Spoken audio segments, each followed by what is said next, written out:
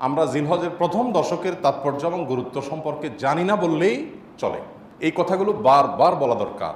আমি আপনাদেরকে উদাত্ত আহ্বান জানাতে চাই, আপনারা এই কথাগুলোর ফেরিওয়ালা হয়ে যাবেন, এই কথাগুলো অন্যের কাছে পৌঁছে দিবেন। জিলহজের এই 10টা দিনের ইবাদত করলে আল্লাহ তাআলার কাছে এটা যত প্রিয় হয়, অন্য কোনো সময় ইবাদতে আল্লাহ তাআলার কাছে এত প্রিয় না। আল্লাহর কাছে এই দশকের ইবাদত অন্য দশকের বা অন্য যে কোনো সময়ের ইবাদতের চেয়ে বেশি গুরুত্বপূর্ণ। আল্লাহ বেশি খুশি হন এই সময় ইবাদত করলে বান্দা। সাহাবীরা জিজ্ঞাসা করলেন, ওয়ালাল জিহাদু ফি সাবিলিল্লাহ, হে আল্লাহ রাসূল, অন্য সময় কেউ আল্লাহর রাহে জিহাদ করলো মানে জীবন দান করার জন্য প্রস্তুতি নিল, সে ওইটা আল্লাহকে সমর্পণ করে দিল গোটা জীবনটাই, তার মর্যাদাও কি এই সময় ইবাদতের চাইতে বেশি না? তখন নবী সাল্লাল্লাহু আলাইহি ওয়াসাল্লাম বললেন, না, ওয়ালাল জিহাদু ফি সাবিলিল্লাহ, অন্য সময় জিহাদ করলেও এই সময় ইবাদতের সমান হয় না। তবে যদি অন্য সময় কেউ জিহাদে যে তার জীবন, তার সম্পদ যা নিয়ে গেছে সব বিলীন করে উৎসর্গ করে দেয় আল্লাহকে খুশি করার জন্য, তার মর্যাদা সবকিছুর ঊর্ধ্বে, সেই মুজাহিদের কথা ভিন্ন। বাকি সাধারণ জিহাদের চাইতেও এই দশকের ইবাদতের মর্যাদা আল্লাহর কাছে অনেক বেশি। ভাইরা আমার, আমি খুব আকুতি করি সব জায়গায় সব সময় যে এই দশকের ইবাদত আমরা সাবকন্টিনেন্টের মানুষ আমরা জানি না। আমাদের মানুষকে জানাতে হবে, জানাবার জন্য কিছু কাজ করতে হবে। সাহাবীদের কেউ কেউ এই দশক শুরু হলে এই দশকের 10টা স্পেশাল আমল আছে, এই আমলগুলো করবার জন্য কেউ কেউ বাজারে চলে যেতেন, উদ্দেশ্য অন্যদেরকে জানানো। তো সেই দশকের আমলগুলো আমরা করবো তো ইনশাআল্লাহ। আমি সংক্ষেপে বলছি আমলগুলো কি কি। নাম্বার 1, আল্লাহকে বেশি বেশি স্মরণ করা, জিকির করা। আল্লাহ সুবহানাহু ওয়া তাআলা কোরআনে কারীমে বলেছেন, উযকুরুল্লাহ ফি আইয়ামিন মা'দুদাত, নির্দিষ্ট দিনগুলোতে তোমরা আল্লাহর জিকির করো, বেশি বেশি স্মরণ করো, আল্লাহর স্মরণটা বেশি বেশি হবে। এখন স্মার্টফোন, এটার এঙ্গেজমেন্ট আমাদেরকে আল্লাহর স্মরণ তো পরের কথা, দুনিয়ার অন্য কোনো কিছু স্মরণ করতে দেয় না। এই জন্য এটা নিয়ন্ত্রণ করা ছাড়া মানুষ কখনো মোত্তাকি হওয়ার কোনো সুযোগ নাই। নেক্সট সূরাতে শয়তান আসে যে আমি তো ওয়াজ শুনি মোবাইলে, নেক্সট সূরাতে শয়তান আসে আমি তো কোরআন তেলাওয়াত শুনি।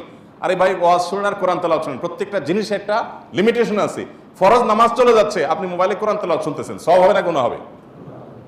আপনি ওয়াজ শোনার নাম দিয়া আজে বাজে জিনিসও দেখছেন, চান্সে এসে যাচ্ছে চোখের সামনে, ক্লিক করে দেখে ফেলছেন, তাহলে আপনার জন্য এই মোবাইল টিপাই জায়েজ নাই, কারণ আপনি নিয়ন্ত্রণ করতে পারেন না। ভাইরা আমার, এই দশকে আল্লাহর স্মরণ যেন হয়, সেজন্য অন্য সময়ের মতো বিশেষভাবে স্মার্টফোনের নিয়ন্ত্রণ খুব বেশি জরুরি, খুব বেশি জরুরি। আল্লাহ আমাদেরকে তৌফিক দান করুন। আল্লাহর স্মরণ কিভাবে করবেন? যত প্রকার জিকির আছে সেগুলো করবেন, কোরআন তেলাওয়াত, সকাল সন্ধ্যার জিকির, উঠতে বসতে জিকির, দোয়া, সেগুলো পড়বেন বেশি বেশি। আর স্পেশালি বিশেষভাবে একাকী বসে চিন্তা করবেন, আল্লাহ তাআলা আমাকে সৃষ্টি করেছেন, কত মানুষ আছে যে আমার মতো নেয়ামত পান নাই। আল্লাহ তাআলা আমাদেরকে কত নেয়ামত দিয়ে রেখেছেন। সেদিন এক ভদ্রলোকের একটা প্রশিক্ষণ অংশগ্রহণ করেছে, উনি প্রশিক্ষণ দিতে গিয়ে একটা কথা বললেন, বলে যে ভাই, আমাদের সাথে শিম্পাঞ্জির মিল 99.9 কত পার্সেন্ট যেন উনি বললেন, অর্থাৎ 100-র কাছাকাছি, সামান্য একটু বেশ কম হওয়ার কারণে ও শিম্পাঞ্জি হয়েছে, আমি মানুষ হয়েছি। আল্লাহ তাআলা সৃষ্টি করছেন যে সব কিছুতে প্রায় কাছাকাছি, একটু পার্থক্য, এই জন্য আমি মানুষ হয়েছি, আর সো ওইটা হয়েছে। এই যে পার্থক্যটুকু, এই সামান্য পার্থক্যটুকু যদি একটু হেরফের হয়ে যায়, মানে 0.1% বা তারও অর্ধেকও যদি হেরফের হয়, তখন একটা মানুষ বিকলাঙ্গ হয়ে, প্রতিবন্ধী হয়ে জন্ম নেয়। সবই ঠিক আছে, শুধু ওইটুকু একটু বেশ কম। আল্লাহ তাআলা কত পারফেকশন এনেছেন আমার মধ্যে, কত পারফেক্ট আমাকে বানিয়েছেন। আল্লাহর নেয়ামত নিয়ে চিন্তা ভাবনা করে, এটা আল্লাহর স্মরণের অংশ। সেদিন এক ডক্টরের কাছে গেলাম, প্রফেসর, সিনিয়র মানুষ, তিনি দীর্ঘ সময় আমাকে বোঝাতে লাগলেন বিভিন্ন বিষয়, আল্লাহ কিভাবে আমাদেরকে সৃষ্টি করেছেন। আমি তো সায়েন্সের ছাত্র না, মুগ্ধ হয়ে গেলাম শুনে, সুবহানাল্লাহ, কিভাবে সম্ভব? আমরা যে খাবার গ্রহণ করি সেগুলো কতগুলো ধাপে মল হয়ে, মূত্র হয়ে আমাদের শরীর থেকে বের হয়, তার আগের ধাপগুলো কি, কিভাবে এগুলো আল্লাহ রাব্বুল আলামিন এইভাবে সেট করলেন। এটা এইভাবে কাকতালীয়ভাবে হতে পারে না কোনো পরিকল্পনা ছাড়া। মলদার সম্পর্কে বললেন যে মলদার নিচে, এখানে আল্লাহ পিঠে দিয়ে দিতেন, বুকে দিয়ে দিতেন, তাহলে আপনি কিভাবে আপনার শরীরের আবর্জনাগুলো বের করতেন, কত কঠিন হতো। পারফেক্ট জায়গা আল্লাহ সেট করেছেন। আবার সেটাকে এমনভাবে আল্লাহ তাআলা তৈরি করেছেন যে মলমূত্র এমনিতে বের হয়ে যায় না, ওটা বন্ধ থাকে। আবার যাতে বের হওয়া সহজ হয় তার জন্য পানি যতটুকু প্রয়োজন মলের সাথে ততটুকু দেওয়া হয়, আঠালো পদার্থ তৈরি হওয়ার ব্যবস্থা করা হয়, না হলে এটা ছিঁড়ে যাবে, ফেটে যাবে।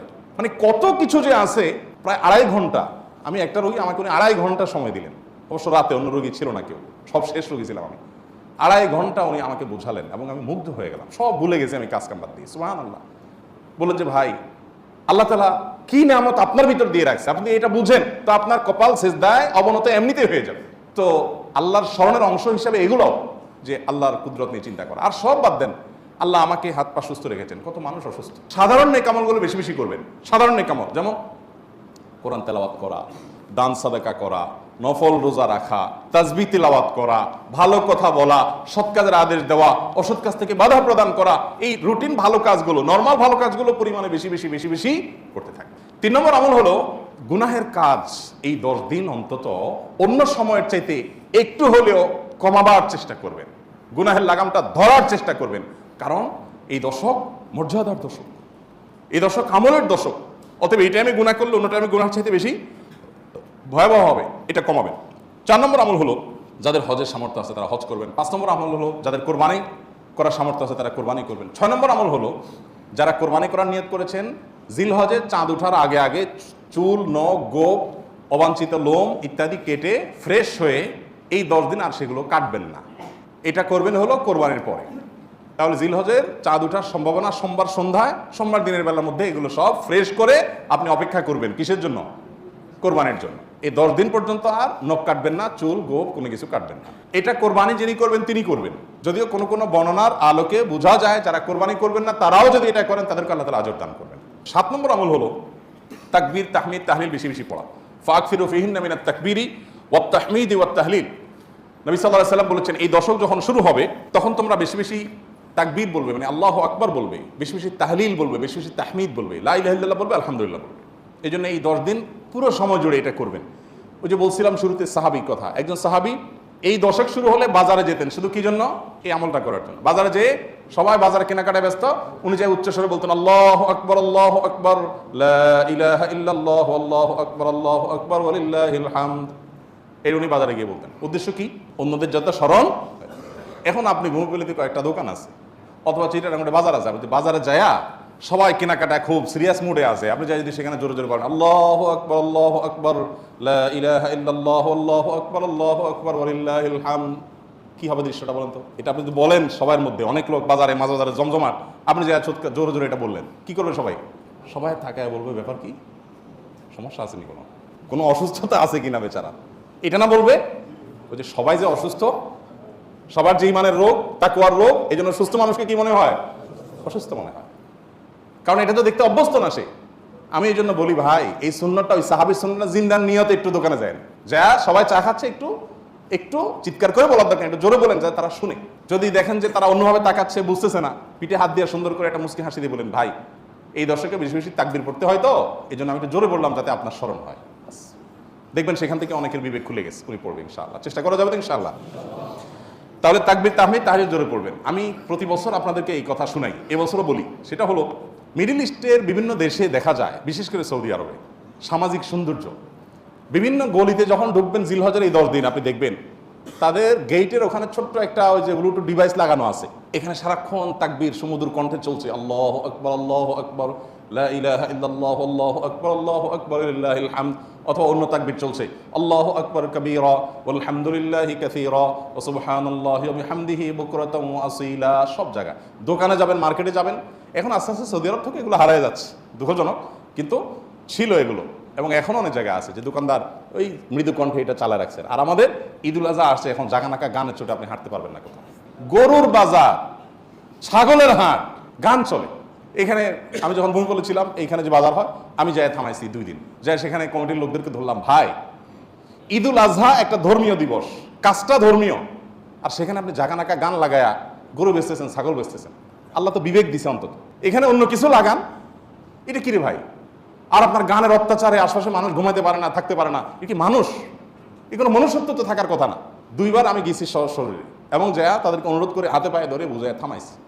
সারা বাংলাদেশে এই চিত্র, আপনি কয় জায়গায় যাবেন যে জাকানাকা গান চলছে, চলার কথা তাকবীর, তাহমিদ, তাহলিল। তো আমরা চেষ্টা করবো তো ইনশাআল্লাহ তাকবীর, তাহমিদ, তাহলিল করার, বাচ্চাদেরকে শিখিয়ে দিব। আর আরাফাতের দিন সকাল থেকে, জিলহজের 9 তারিখ ফজর থেকে নিয়ে 13 তারিখ আসর পর্যন্ত প্রত্যেক নামাজের পরে একবার করে তাকবীর তাশরিকটা বিশেষভাবে পড়তে হবে, নারী পুরুষ সবাই। আর 9 নম্বর আমল হলো আরাফাত দিন রোজা রাখবেন। আরাফাত দিন রোজা রাখলে কি লাভ হবে? 1 বছর আগে আর 1 বছর পরে, অগ্রিম। পরের বছর যদি বাঁচেন সেটারও ছোটখাটো গুনাহগুলো আল্লাহ তাআলা মাফ করে দিবেন। আর 10 নম্বর আমল হলো ঈদুল আজহার সকল সুন্নতগুলো আদায় করবেন। চেষ্টা করবো তো আমরা ইনশাআল্লাহ। আল্লাহ আমাদের সবাইকে আমলের তৌফিক দান